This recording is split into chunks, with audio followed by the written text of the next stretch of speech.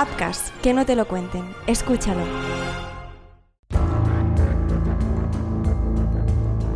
¿Eres un apasionado de las historias de crimen y misterio? Entonces, escucha este mensaje.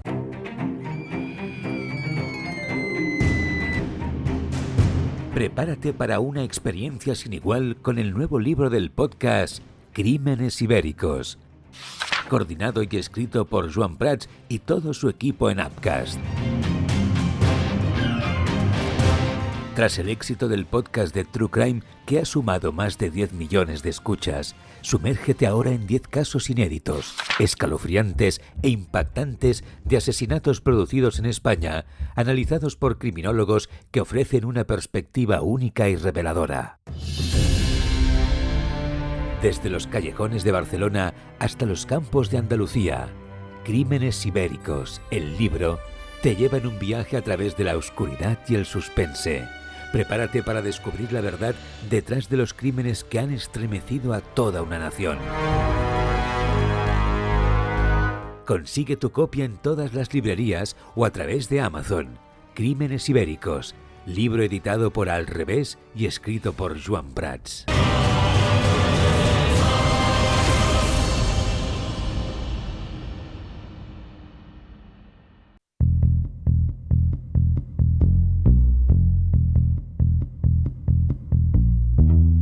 He venido aquí para escribir algo que nunca antes se haya contado. Y tengo la sensación de que ya está escrito, solo que no sé dónde buscarlo. La voz de Irene Ábalos sonaba serena, casi ceremoniosa, pero en su entonación había algo que no encajaba del todo, como si detrás de cada palabra se escondiera una grieta invisible. El mensaje de voz, grabado la noche anterior, había llegado a la bandeja del correo de Samuel sin asunto y sin firma. Él la reconoció al instante. Esa voz era inconfundible. Llevaban 10 años trabajando juntos. Había editado cada palabra suya, desde la primera novela que vendió apenas 1000 ejemplares hasta el fenómeno editorial que la convirtió en una estrella literaria. Pero esa voz, en ese mensaje, sonaba diferente, rota, vacía, como si quien hablara ya no fuera del todo ella. Hola, mi nombre es Marc Trucco. Bienvenido a una nueva leyenda de crímenes ibéricos. Lo que vas a escuchar quizá nunca pasó, o quizá sigue pasando cada vez que alguien se atreve a recordarlo.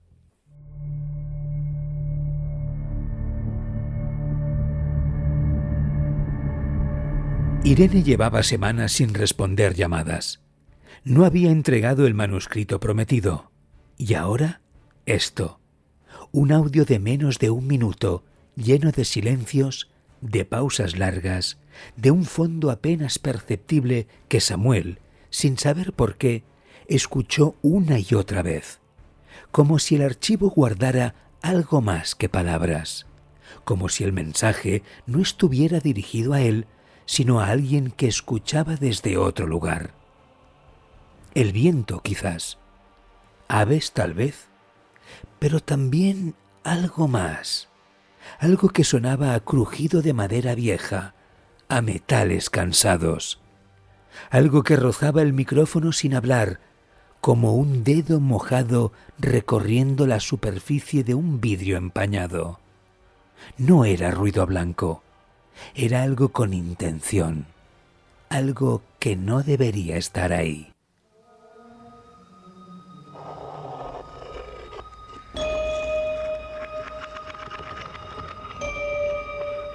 Irene no mencionaba el lugar exacto, pero él lo sabía. Había rastreado la última dirección IP conectada al correo, una señal en el extremo más occidental de Galicia, un punto aislado entre rocas, mar y olvido. El faro de Turiñán. Había escuchado hablar de ese lugar en una feria de libros, años atrás, por boca de un autor gallego que lo describía como el último ojo del mundo. Samuel buscó imágenes en internet.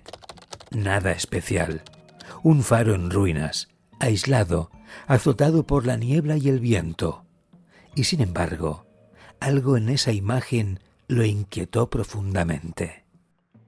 El faro se alzaba gris y frío sobre un acantilado que parecía tallado a cuchillo. Las gaviotas giraban en círculos, pero nunca se posaban. El mar, en eterno combate con la piedra, golpeaba sin cesar como si intentara derribar la costa a base de insistencia. Todo en el lugar parecía suspendido en un tiempo anterior al lenguaje. Cuando Irene llegó, lo hizo sin hacer ruido. Dejó el coche alquilado en un camino de tierra y cargó con su maleta como si cruzara una frontera. Nadie la acompañó. Nadie la esperaba. La carretera más cercana quedaba a 3 kilómetros. Caminó sola los últimos tramos, con el viento arañándole la cara y las botas hundiéndose en la grava suelta. Cruzó la verja oxidada y entró en el faro sin dificultad. Las llaves que le enviaron encajaban a la perfección. Al abrir, el aire interior la envolvió como una exhalación vieja, como si algo hubiera contenido el aliento durante demasiado tiempo. No olía a humedad, ni a salitre. Olía a encierro, a abandono reciente, como si alguien hubiese estado allí hasta hace muy poco y hubiese salido corriendo sin mirar atrás. Colocó su grabadora sobre la mesa, presionó REC y habló. Primera noche. Estoy sola. El lugar es más silencioso de lo que esperaba. No he escuchado ni una mosca. No sé si es buena señal. Voy a instalarme, a ver si logro escribir algo, aunque sea un título. No supo por qué, pero después de detener la grabación, sintió que debía volver a escucharla. Lo hizo, y entonces lo oyó. Un murmullo, algo breve, al final del archivo, apenas un roce, un sonido húmedo, casi como un suspiro. No estaba en su voz, estaba detrás, en otra habitación, en otra frecuencia. Revisó la habitación, estaba sola, pero el murmullo persistía en su mente como una idea sin forma. Al día siguiente bajó al pueblo en busca de provisiones. Entró en una vieja tienda de comestibles y compró pan, café y una libreta. El dueño apenas hablaba. Solo cuando ella mencionó el faro, levantó la vista. ¿El de Turiñán?, preguntó. Sí, estoy allí, escribiendo, respondió ella con la voz templada. Nadie vive allí desde hace años. Bueno, ahora sí, sonrió Irene. Detrás del mostrador, un hombre mayor, con el rostro curtido por el salitre, se acercó. Tenía la mirada hundida y los labios secos. Su voz era lenta, como arrastrada por algo más viejo que él mismo. No lo tome a mal, señorita, pero ese faro no está vacío. No lo estuvo nunca. Irene sostuvo la mirada. El anciano no parecía bromear. ¿Qué quiere decir? Solo escuche, pero nunca responda. ¿Entiende? Ella no respondió. Pagó, salió y anotó la frase en la libreta. Esa noche, al releerla, pensó que sonaba como una advertencia sacada de un cuento. Uno mal contado. Uno que solo recordaban los que ya no estaban vivos.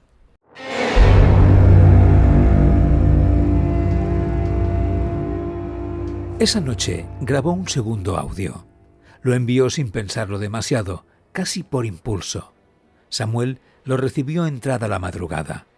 Abrió el archivo mientras el silencio de su piso madrileño se volvía denso, como si el sonido del mar gallego hubiera atravesado la fibra óptica y se hubiera instalado en sus paredes. La voz de Irene temblaba. No sé cómo decir esto, pero anoche alguien entró. Sé que no estoy sola. He encontrado algo detrás de la pared. Una mano empotrada en la piedra. Luego, silencio. Unos segundos de respiración agitada y al final, justo antes de que se cortara el audio, algo apenas perceptible, un sonido entrecortado, imposible de clasificar, una risa apagada o una súplica, o ambas cosas al mismo tiempo. Samuel rebobinó el archivo, lo escuchó otra vez, cerró los ojos, intentó no imaginarla allí, sola, frente a esa pared, y supo que no era ficción. El tercer audio de Irene llegó con una interferencia distinta. Ya no eran solo ruidos de fondo o crujidos del faro. Había algo nuevo, algo más íntimo. Samuel lo escuchó varias veces incómodo. Irene hablaba más rápido, tartamudeaba, se corregía y entre frases dejaba espacios vacíos como si hablara con alguien que no estaba grabando. Hoy me desperté con tinta en las manos. No recuerdo haber escrito nada, pero hay símbolos en la libreta, garabatos, espirales, un ojo que se repite. ¿Lo dibujé yo? No sé. Están en las paredes también. Alguien los ha hecho. ¿O fui yo? No sé cuántas horas llevo despierta. La luz del faro parpadea incluso de día. Hay ruidos en la piedra, como un lamento, pero seco.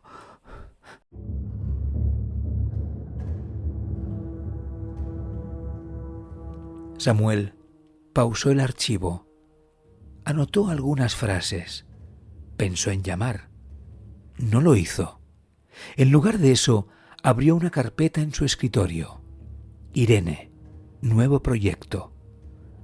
Lo que estaba recibiendo podía ser una estrategia narrativa, una campaña de marketing quizá. Nadie sabía construir atmósferas como ella. Incluso su miedo parecía escrito. Pero algo no cuadraba. Su voz tenía un temblor distinto, más real. Irene no recordaba cuándo había encontrado el cuaderno. Estaba dentro de una caja metálica, bajo una tabla suelta del suelo, justo debajo de la mesa donde escribía. Lo abrió pensando que era un libro técnico del faro, pero era un diario. La tinta era reciente, el papel olía a humedad reciente, no antigua, y la primera página decía: Diario del farero, año 2023. Se quedó helada. Pasó las hojas. Algunas estaban vacías, otras eran solo símbolos que coincidían con los que ella había empezado a dibujar. Pero más adelante aparecieron textos, breves, desordenados, como pensamientos forzados a salir. El eco vive. No es sonido, es memoria. El eco respira cuando se apaga la luz. Hoy escuché mi nombre desde dentro del muro. No respondí. Aprendí. Pero me cuesta. Me llama igual que antes llamaba a otros. He sellado el respiradero. Ya no me observa, pero siento su sombra en mis ojos cerrados. Irene sintió un escalofrío. Cerró el diario y lo dejó en la mesa. Se preparó un café, pero no recordaba haberlo bebido. Ni siquiera recordaba haber encendido el hornillo. Más tarde grabó otro audio.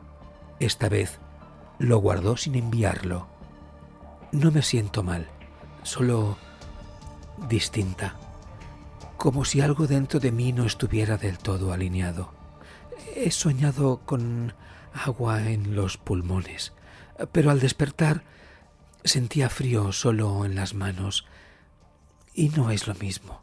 Me he oído hablar dormida. Decía cosas que no entiendo. Escucho al faro cuando duermo. late. Estoy segura. El faro late. Esa tarde volvió al pueblo. No necesitaba nada, pero necesitaba salir. Caminó hasta el mismo colmado, con la esperanza de encontrar de nuevo al anciano. Y lo hizo. Estaba sentado en una banqueta, pelando una naranja sin prisa. Cuando la vio entrar, no dijo nada. ¿Sabe algo del farero?, preguntó Irene sin rodeos. El anciano levantó la mirada. Por un segundo pareció que no iba a responder. Luego habló. Se llamaba Damián. Venía del norte. Decía que había tenido un sueño y por eso vino aquí. Nadie lo conocía. Vivió solo. Casi no bajaba al pueblo. Un día desapareció. ¿Murió? Se ahogó, o eso dicen. Pero su cuerpo nunca apareció. El faro estuvo apagado 3 días. Luego volvió a encenderse solo. ¿Cómo que solo?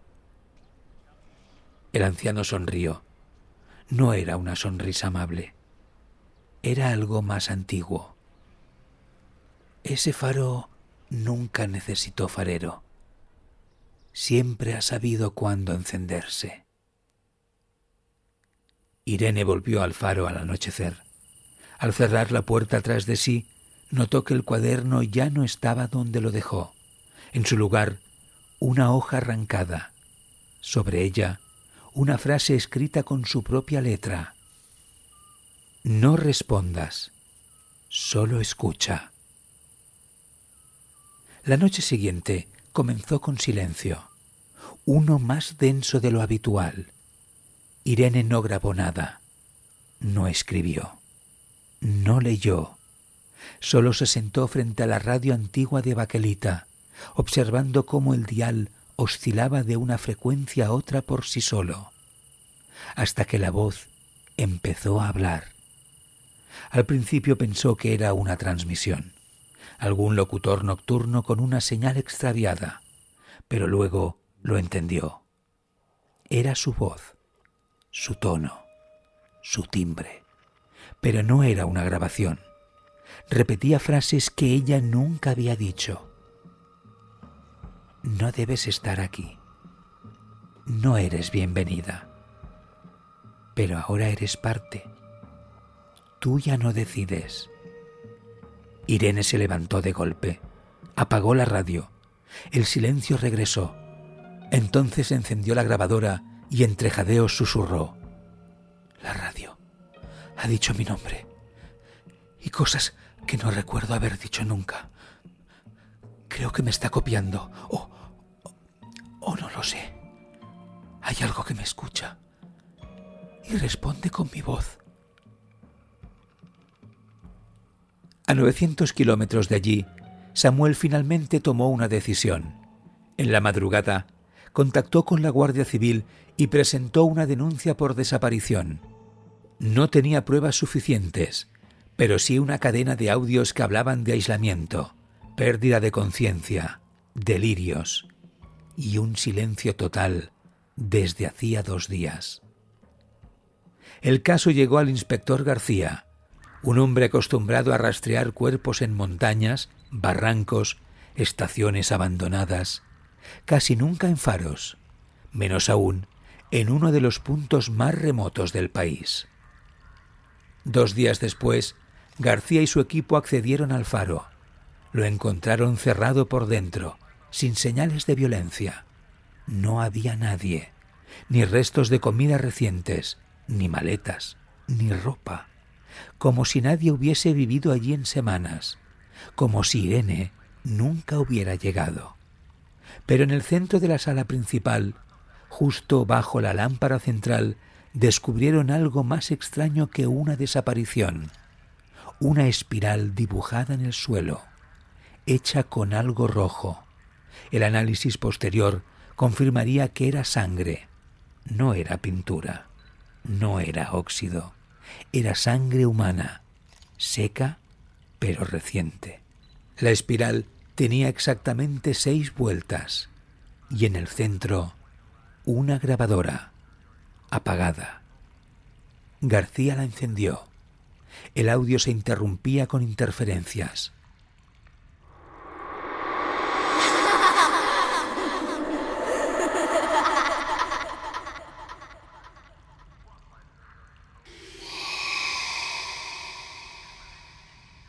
Fragmentos de voz, ruido blanco. Luego, una frase que congeló a todos los presentes. Me está imitando. Estoy escuchando mi voz gritar desde abajo. Pero yo no estoy gritando. Yo no soy esa. Yo... Fin del archivo.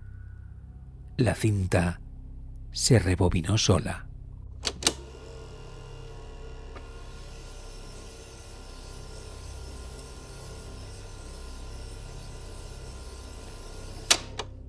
García pidió a su equipo registrar la estructura.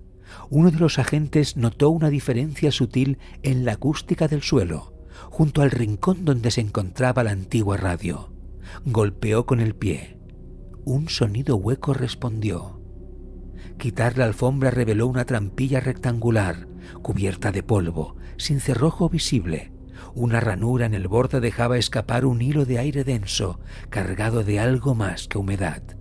García se agachó, puso una linterna en la abertura. Escuchó algo.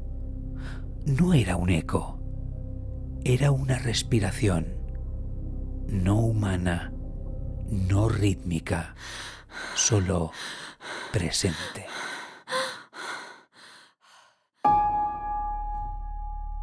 García giró hacia su equipo. «Llamad refuerzos y traed todo lo que tengamos para abrir esto». Alguien preguntó qué creía que había debajo. El inspector no respondió, pero en su rostro, por primera vez en años, apareció algo parecido al miedo. La trampilla cedió con un lamento metálico, como si no se abriera desde hacía décadas. El inspector García descendió lentamente, peldaño a peldaño, sin apartar la linterna de lo que parecía un túnel de piedra húmeda. El aire era denso, casi líquido. Por cada metro que bajaba, el mundo arriba parecía desvanecerse. No había señal en su radio, no había ecos de los agentes en superficie, solo el sonido apagado de su respiración, amplificado por la claustrofobia del pasadizo. Al llegar al fondo, se encontró en una pequeña cámara circular tallada a mano, húmeda, helada. Allí, en el centro de la sala, descansaba una grabadora de bobina antigua cubierta de polvo, pero intacta. Sin tocarla, la máquina se encendió sola y la cinta empezó a girar. La voz de Irene emergió de la nada, pero no era la misma.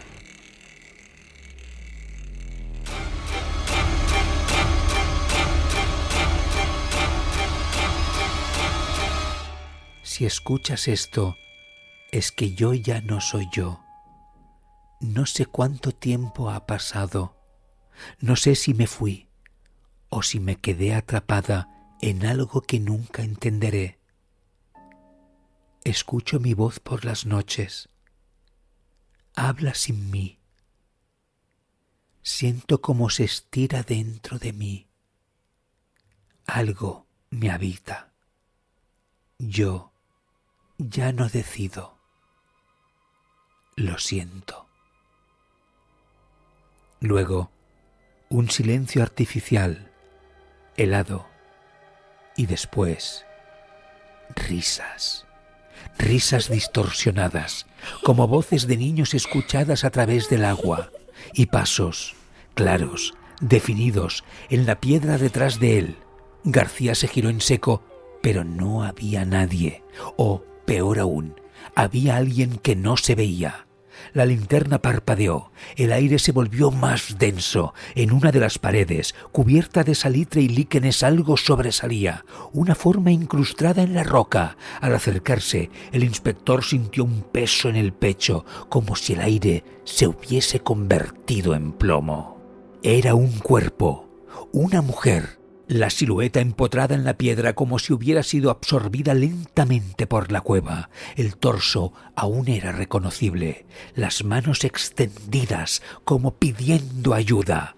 Pero el rostro era solo piel lisa, sin ojos, sin boca, sin identidad. García retrocedió un paso. En ese instante escuchó una nueva voz, esta vez desde su propio transmisor, una voz que no debía estar ahí.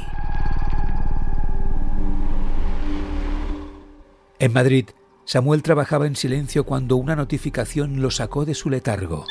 Un nuevo mensaje de Irene, un archivo de audio. Tiempo de grabación, 13 segundos. Lo abrió. La voz que emergió no era la de Irene. Tenía su ritmo, su tono, pero algo la ensombrecía. Era más grave, más densa, como si la pronunciara desde una caverna que no existía en este mundo. Hola, Samuel. Gracias por escucharme. Siempre fuiste el primero, y ahora también lo serás. Pronto nos volveremos a encontrar.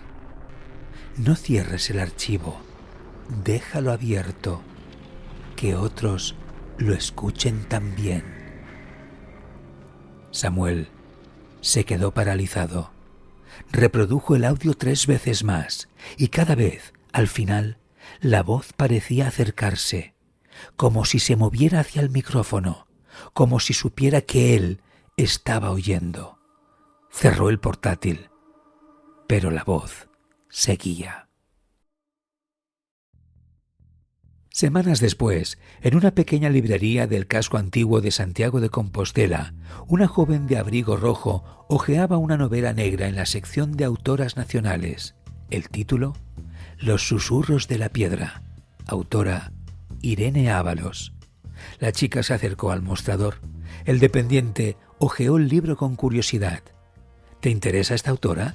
Hace años que no publica nada nuevo.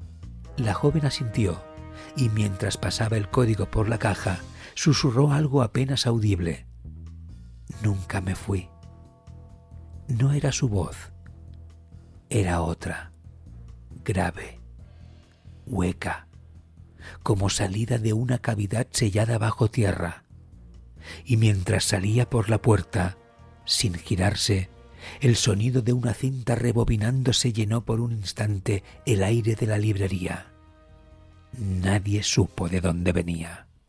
¿Qué pasaría si lo que escribimos nos escribiera a nosotros?